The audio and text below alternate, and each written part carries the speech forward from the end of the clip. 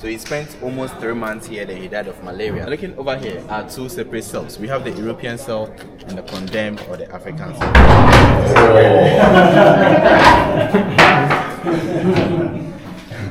So this is the condemned cell where they brought the freedom fighters. And no one came here and went back alive. The last place for the body of the Africans who died in the castle in this cell was in the sea.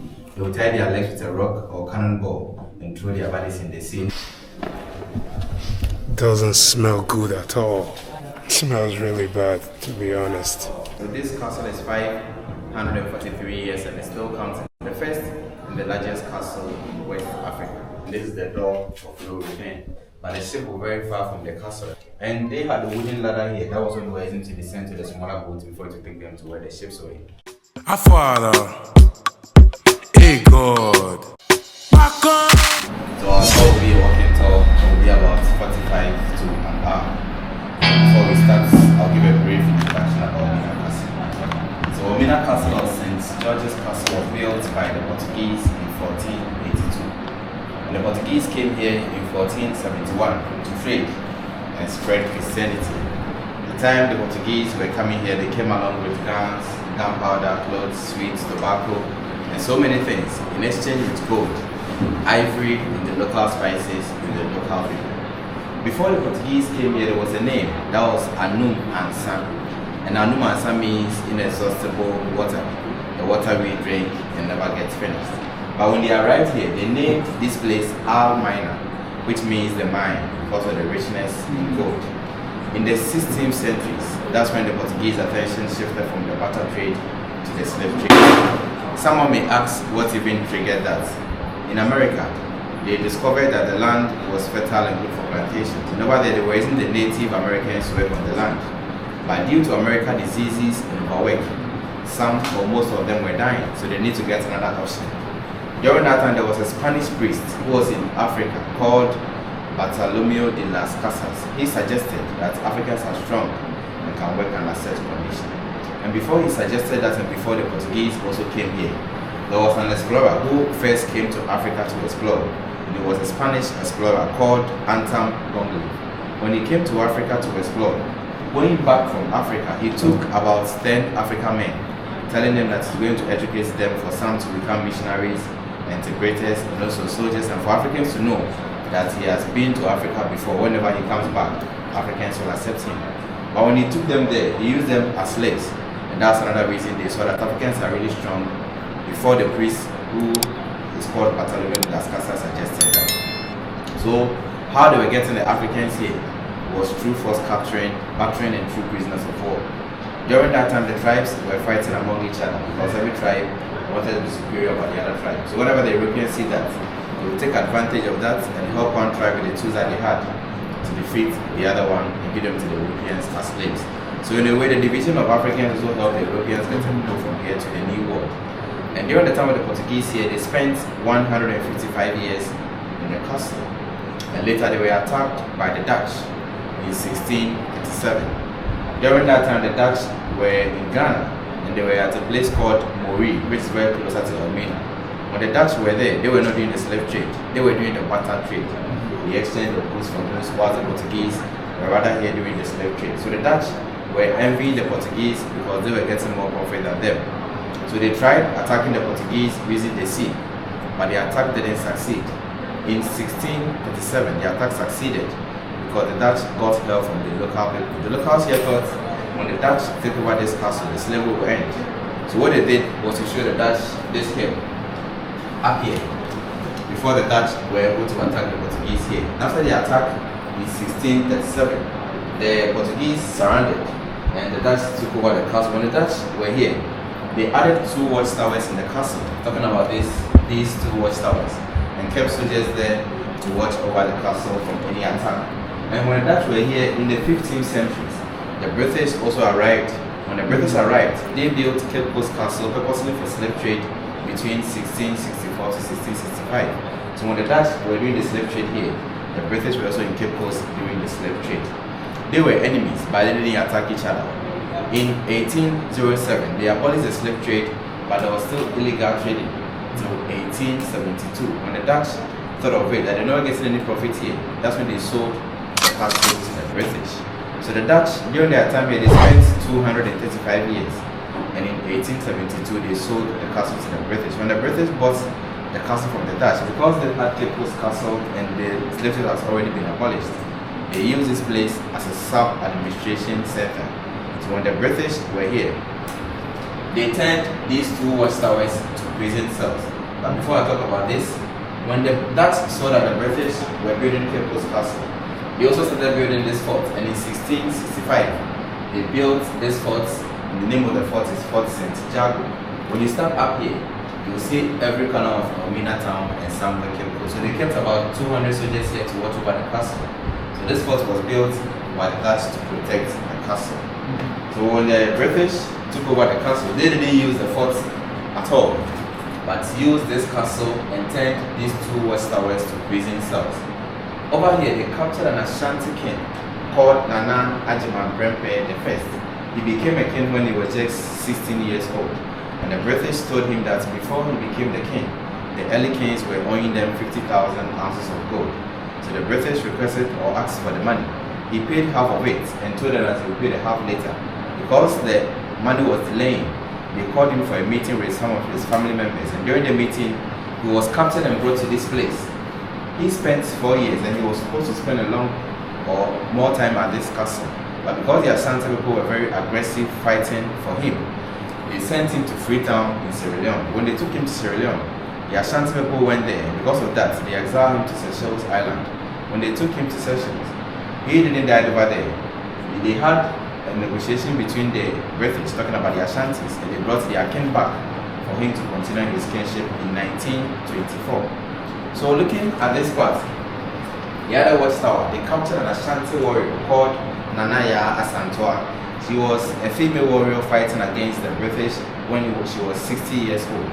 And she had a golden stool that was commanded by a local priest called Okomfanoche. And the golden stool was a stool that united the Ashanti people. So the British asked for the golden stool. Nanaya Asantua made, or the Ashanti people prepared the fake golden stool for the British. When they found out the golden stool was fake, they came back asking for the original golden stool. So Nanaya Asantua went to the various villages in the Ashanti region, telling the people the useful and the importance of the golden stool. But because they didn't get the original golden stool, she was also captured and brought to this place. When they brought the warrior here, the Ashanti people came here fighting for her, and due to that, they sent her to Seychelles Island. And when they took her there, unfortunately, she died, and her remains were also brought back to the Ashanti region in 2000, and she was buried at a place called Ejiso, where she came from.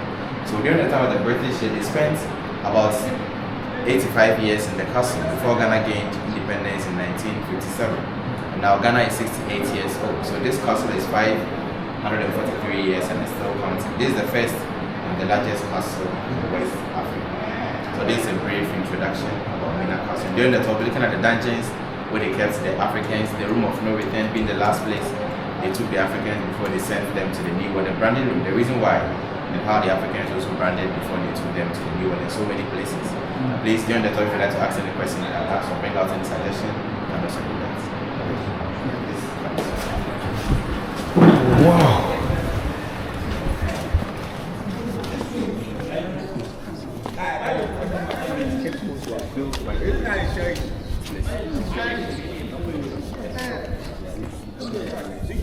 Black American.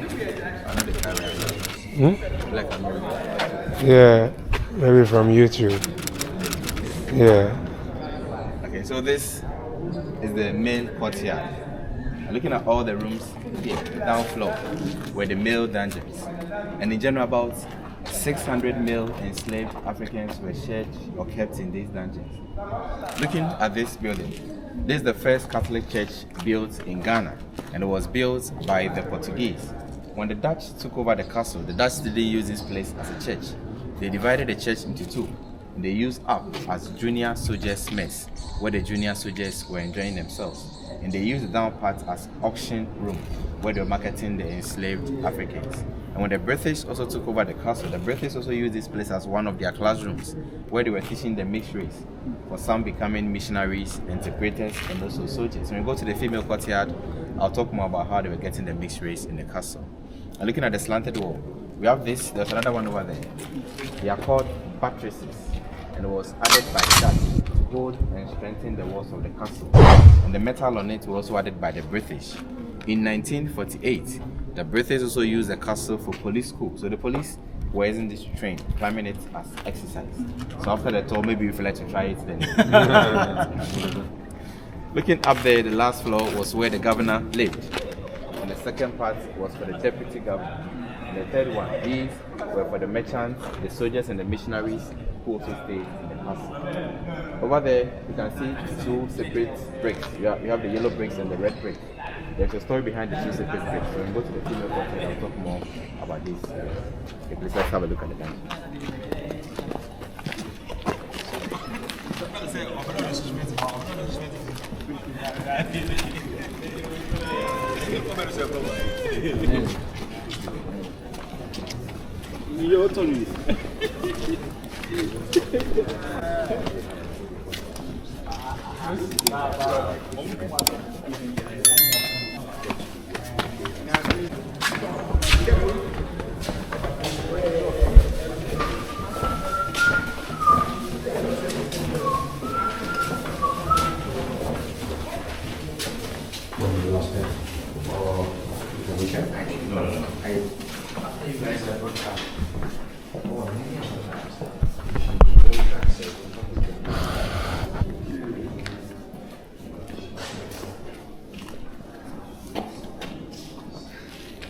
Okay, so this is the female courtyard, and all the rooms here were the female dungeons.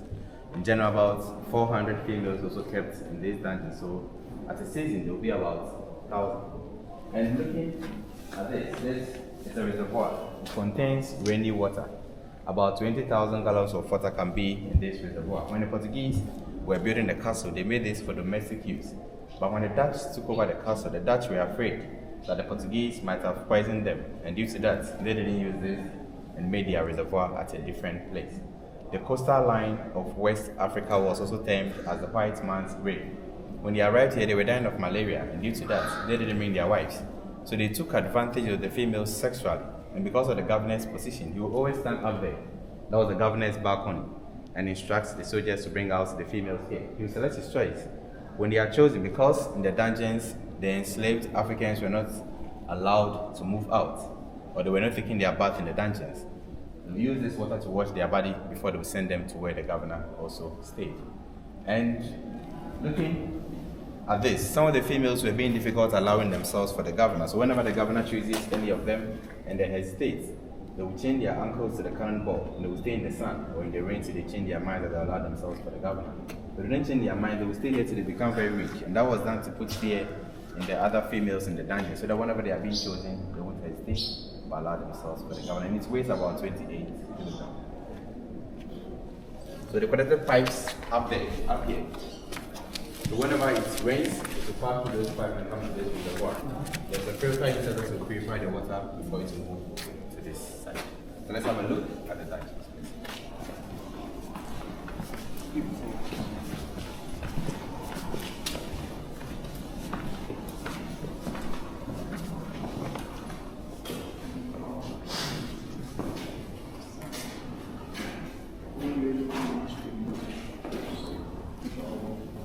Okay, this is the largest female dungeon, and about 150 females were kept in this dungeon. So because the enslaved Africans were not allowed to move out, they kept containers in every dungeon in the castle. So whenever they want to give themselves, they would do it in the containers. And whenever the containers are full, the only option they had was to do everything on the floor. And females menstruate every month. During that time, they were still not allowed to move out and were doing everything in the dungeons. They give them food, and before I talk about that, looking at these are sedimentary rocks. These are some of the rocks they used to build the castle. And the castle was built on a rock. So these are some of the bricks they used. And they've done a little renovations on the floor. That's why you see the floor like this. At first it was more abstract or rougher than how it looks now. And they will be here for about 2 to 3 months before the ships will be ready to send them to the new world and work on the land that was fertile and good for plantation. And the food they give them in the dungeons was rice with red oil, brown bread, and also boiled maize. And the food given to the enslaved Africans wasn't given to them to be satisfied. It was given to them for them to stay alive, so that when they go to the New World, they can work on the land that was fertile and good for plantation. Looking at this part, the whole over there leads to the magazine where they kept their ammunition, guns, gunpowder, and other tools. So whenever there is leakage at the magazine, the chemicals there come straight to the dungeons, and that also killed some of the females because they couldn't contain it. So in the dungeons, some of the enslaved Africans died before they took the survived ones to the New World. 600 being the males and 400 being the females. There will be about 1,000 at a season, but because of the conditions in the dungeons, going to the New World, the number can reduce to, let's say, 700, 600, or even 500. And going to the New World in the ships, the condition became worse than the condition in the dungeons. So you go to the other dungeon, I'll talk more about the conditions when they were going to the New World. So please, like, have a look at the magazine. You can on your lights and have a look at it. Now, I found a little part from there. Bats. Yeah, I thought you saw it. You remember Batman?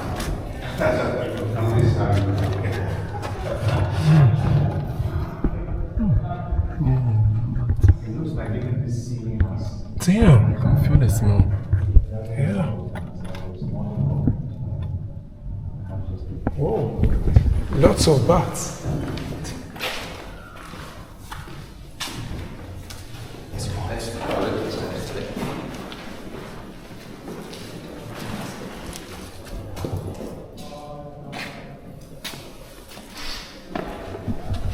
Doesn't smell good at all. Damn. It smells really bad, to be honest. And this is a secret passage to the governor's bedroom. So all the females who were chosen by the governor, the soldiers led them through the streets to where he was.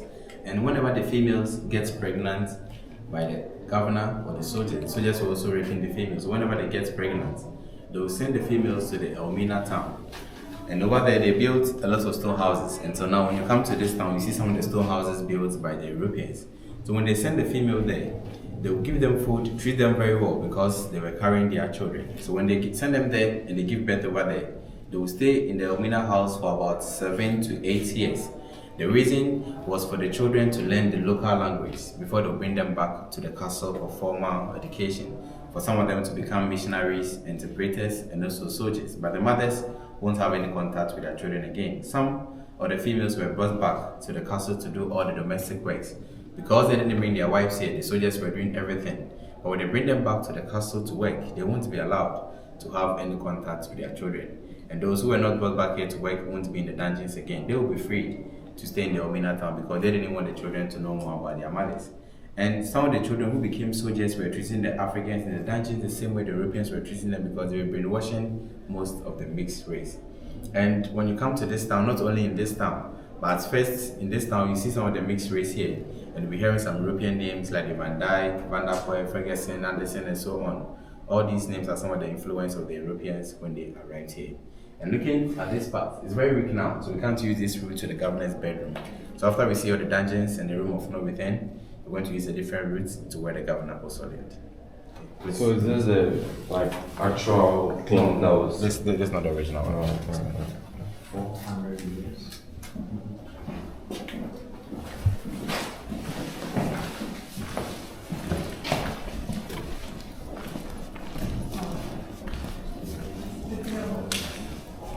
So when the British were from the Dutch, I don't remember what year in which you said, so how much did the use of the slaves change? So the British were still doing slave trading after the Dutch, but then it stopped reasonably. Yes, so in 1872, they abolished the slave trade. So when the British bought the castle from the Dutch, they were not doing the slave trade. So financing. So all of the slave trade, that's with the Dutch governors. Yes. Interesting. Yeah. Okay. But the British built Cape Coast. So I was to say they had that somewhere else. Yeah. Thanks. Okay, so this is one of the female dungeons, and about 130 females also kept in this dungeon. So looking at these sacks on the floor are not original. In 2015, an exhibition was held in this dungeon, and about 40 people slept here for a day for the exhibition. Some of them came from different West African countries. So sleeping here for a day, the next day when the door was opened, The dungeon was smelling very bad because they urinated here during the exhibition, and some of the people who participated in the exhibition were also sick due to the conditions that they were in. So let's imagine the time the enslaved Africans will also be in the dungeons for 2 to 3 months before they will be sent to the new world. What will be happening to them during that time? Someone may ask the reason why people from different West African countries also joined for the exhibition. During that time, some of the Africans were captured and brought from different West African countries. So when they were coming here, the route that they normally use was the northern part of Ghana. So they walk barefooted from the northern part. When they get to a place called Salaga, there's a slave market there called the Salaga Slave Market. They will stop there and trade, and later walk barefooted from Salaga to Asen Manson, the central region of Ghana. When they get to Asen Manson, there's a river there called the Asen River.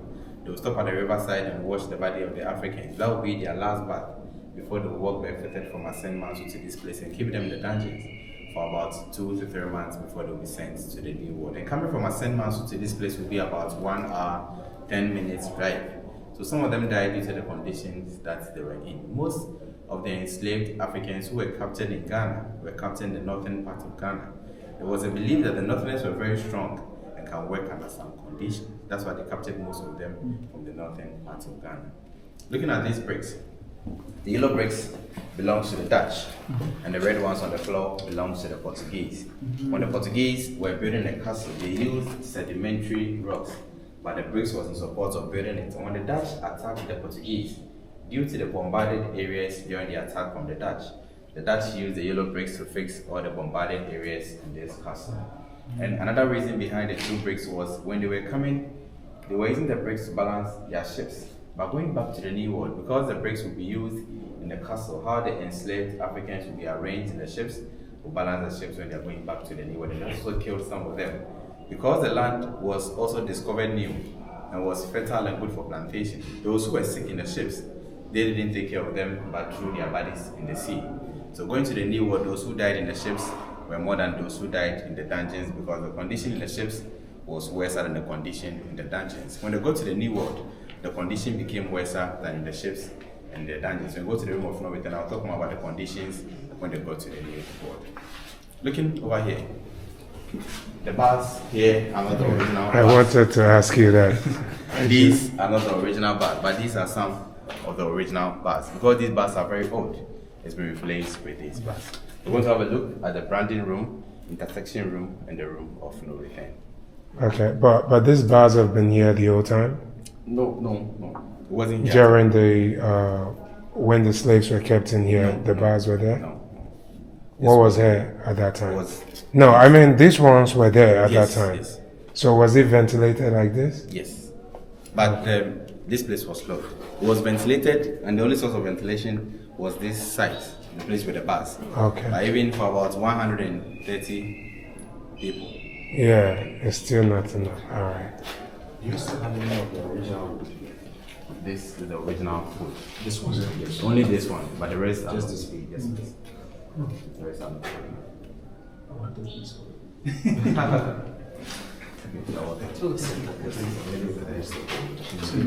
So my friend Mark is an architect, he builds wooden buildings. And one of the face systems he gets. So there's photos of the painting. Yeah. You can look in the roof of their day. So inside. He says, how long's that been? And everyone goes, no, he says, The female dungeon. he's like, what can I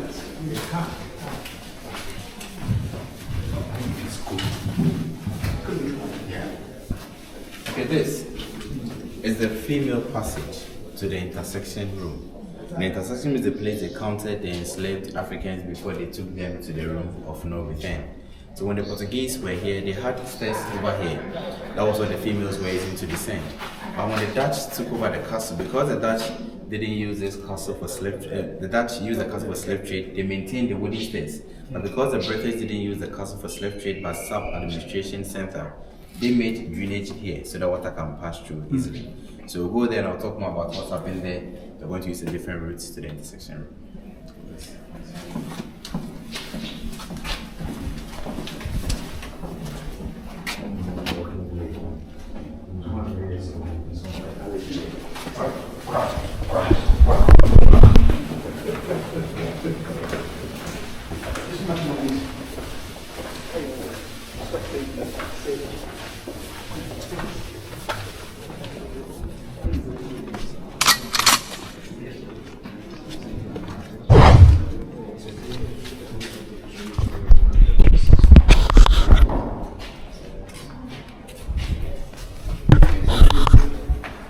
where the enslaved Africans were branded.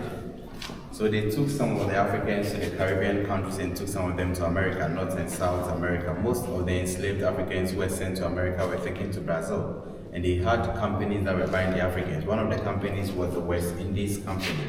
They had metals with initials of the merchants that were buying the Africans. So they would put those metals in fire and stamp it on the chest of the male enslaved Africans for easily identification. And due to the shock, some of them were dying. Due to that, the females were given tags on their wrists and their necks before they would meet the males at the intersection room, count them there before they would send them to the room of no return. And the males who were in this dungeon, so this is one of the male slave dungeons, and about 150 males were kept in this dungeon. The males who were in this dungeon were counted first. And because the males were very aggressive fighting for their freedom, when you're giving them food, they sometimes show the food through this hole. So when you go to the male slave dungeons, you see holes like this. So when the food drops down, they fight for the food, and the stronger ones get something to eat, but the weaker ones don't get anything to eat. So let's get closer to the intersection room and the room of no return. Please come this way. And the female dungeon, these kinds of doors, that bit that's open. Yes, but this is not even the No, original. but this style. Yes. This is much sort of better than the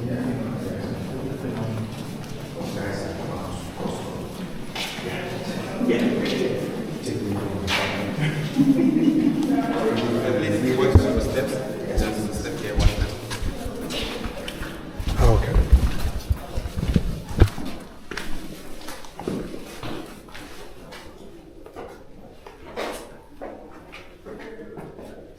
Okay, so this is the intersection room where I talked about. So the females use this route and the males will use this side. When you're counting them here, you can see someone you know for last, could be your wife, your husband, or your child.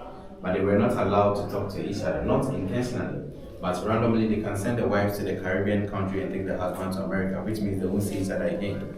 And because the tribes were not speaking the same language, and they brought some of them from different West African countries, due to language differences, it was very difficult for them to understand each other and even fight together for their freedom. So they'll be counted here before they'll send them to the room of no return.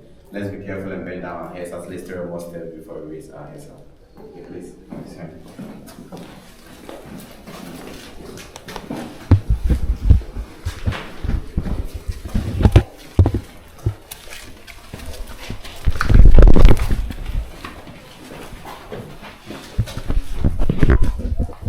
This is the room of no return, and this is the door of no return. When they were doing the barter trade, the exchange of goods for goods, the door was bigger than this. But when the attention shifted from the barter trade to the slave trade, they reduced the door to this size, and the reason was to count the Africans well and control them very well. At first, the sea was very closer to the castle, but due to the rotation of the earth and the sea difference over here, the sea has pushed or receded to this side. So a ship will come, but the ship will be very far from the castle, and the smaller boats will come very closer to the castle to pick the enslaved Africans and take them to where the ships were before they will send them to the new world. And they had a wooden ladder here that was when they were using to descend to the smaller boats before to take them to where the ships were. Going to the new world, as I said earlier, how the enslaved Africans were arranged in the ships, killed some of them, and those who were sick were also thrown in the sea. When they got to the new world, working on the land, that's when some of them got the chance to escape. And those who got the chance to escape are the Maroons. The Maroons are the escaped enslaved Africans. The descendants of the Maroons can now be found in the Caribbean countries like Haiti, Suriname, Jamaica, and the others. Looking at the wreath, the bottles and the materials you see here were brought by people who visit the castle to pay homage to their ancestors. So please, if you would like to have a look at this little big picture here, you can do that before we see the next one. What's the so the layout of this was all designed for this slave trade. So this was they haven't repurposed the rooms. This pathway of people was all built for those. No. So at first, even this side was bigger, like this. Oh, of course, because when we showing it up. How we have to reduce this. So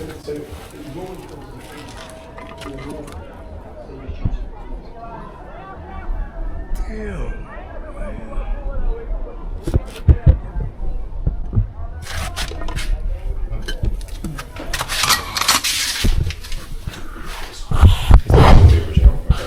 No, it's not original. I'm so used to these. As soon as you're in a place like this, you're so used to getting a waffle through There's none. There's none.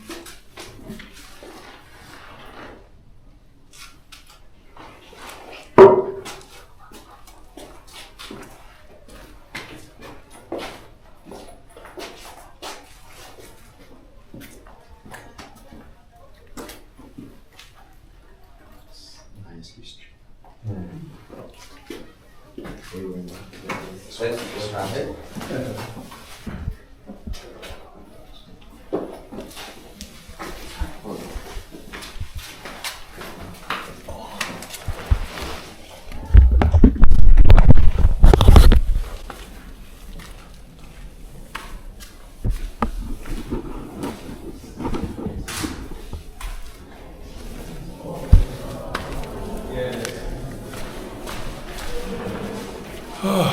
This is the female ganja, and that was a room of intercession.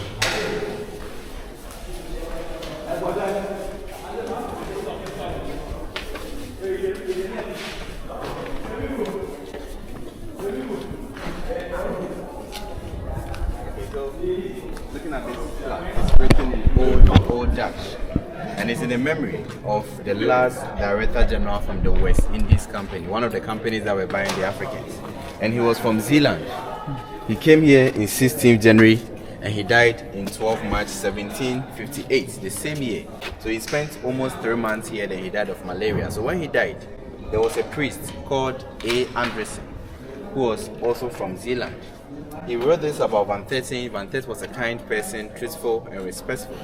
So how can someone being kind be at a place where they're buying humans, and especially being the Director General from the West Indies Company, a company that was buying them? So maybe he was kind to the Europeans, but not to the local.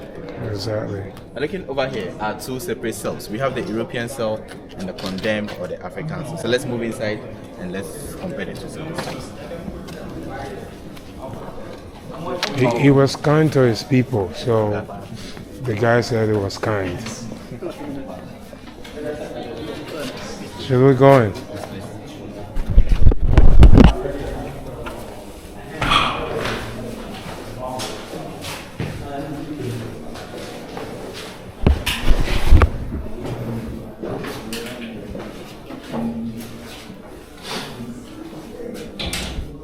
Okay, this is the European cell where they brought the soldiers who were misbehaving in the castle. Some of them were going out without permission, drinking alcohol. So they told them not to drink alcohol so that they can control the enslaved Africans. But some of them did that.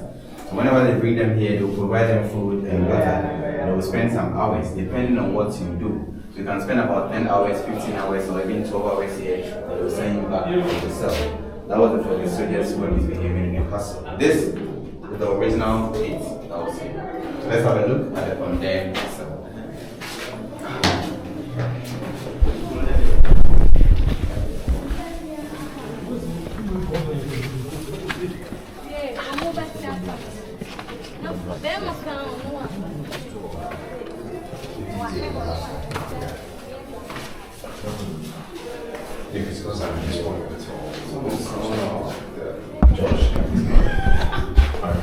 This is the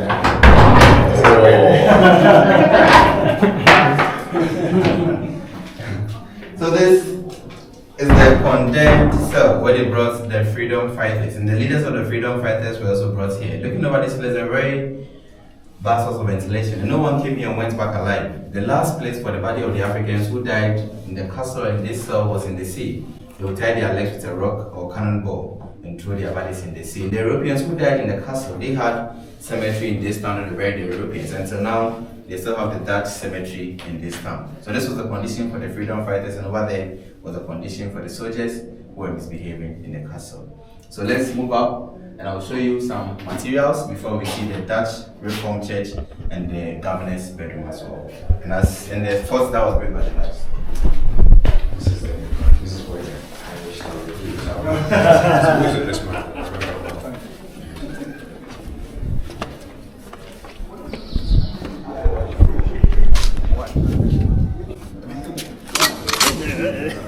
Get another place.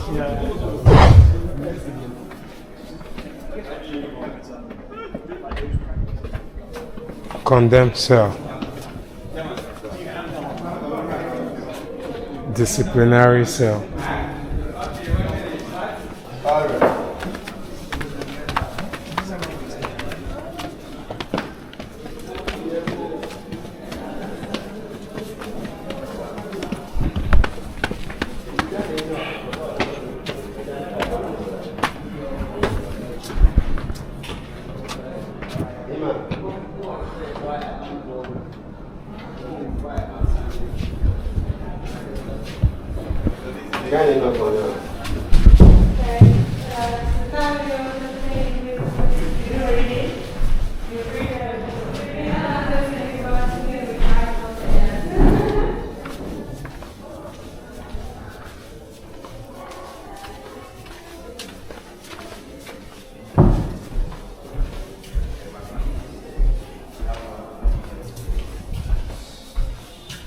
Let's have a look at the fort.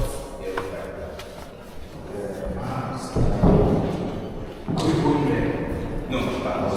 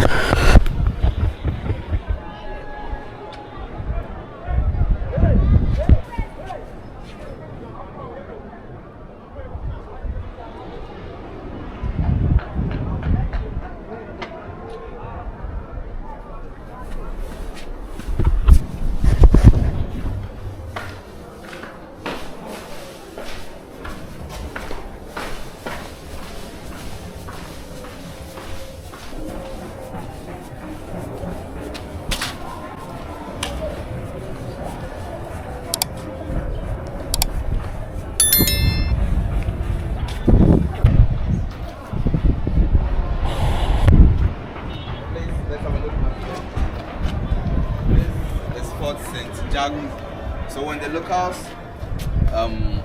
thought when the Dutch take over the castle, the slavery will end, they showed the Dutch this hill before the Dutch were able to attack the Portuguese. As for they were using the sea, but the attack wasn't succeeding.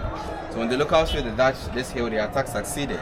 And after the attack, they built this fort in 1665 and kept about 200 soldiers up there to watch over the castle from any attack. When you stand there, you will see every corner of Elmina town is somewhere kept close, which helped the Dutch spending more time than the Portuguese.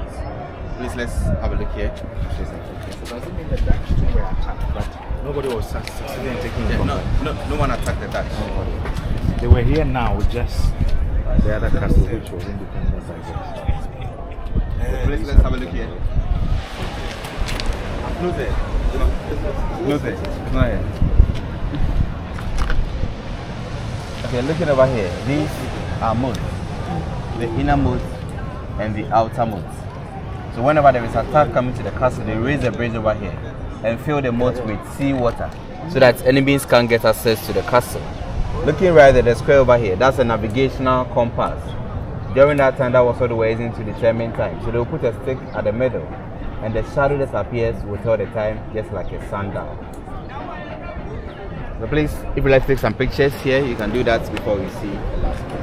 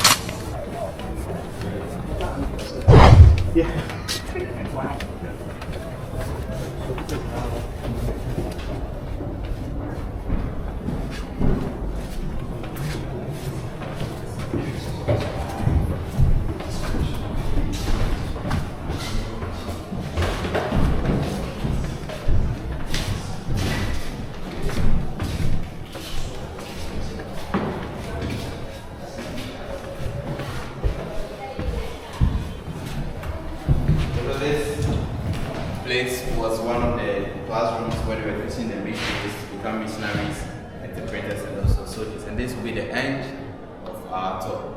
In conclusion, the Portuguese came first in 1471 and spent 155 years here.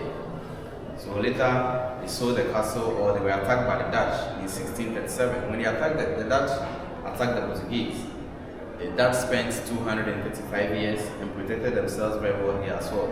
They later sold the castle to the British in 1872. When the British took over this castle, they used this place as a sub-administration center and spent 85 years before Ghana gained independence in 1957. And now Ghana is 68 years. So this castle is 543 years and it still counts in the first and the largest castle in West Africa. And what happened, we can't forget about it. But there's no need for us to blame anyone for what happened. Because people from different continents always come to Africa to learn the history and the culture about this place. So when they come here and learn our culture and our history, they can also learn their culture as well. Learning different cultures always helps us to know a lot about the world. And Frederick Douglass also says something that knowledge makes a man unfit to be a slave. So we learn our history well, make our culture our first priority, make good use of our resources. History like this won't repeat itself again. Thank you very much for coming. And once again, my name is LIBERIA. Thanks so much. Thank you very much.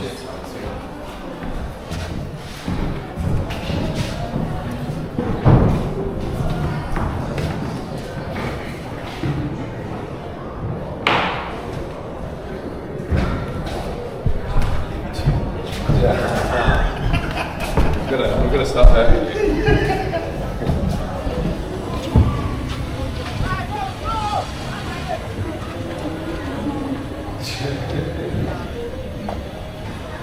Yes. Which you use again and again?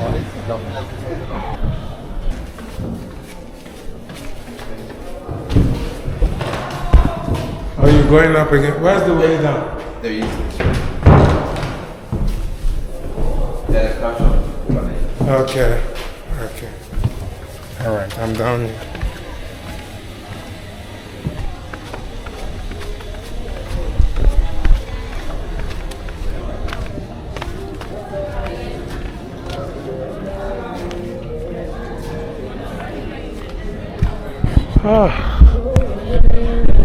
And that brings us to the end of the tour of Elmina Castle, the biggest castle in West Africa.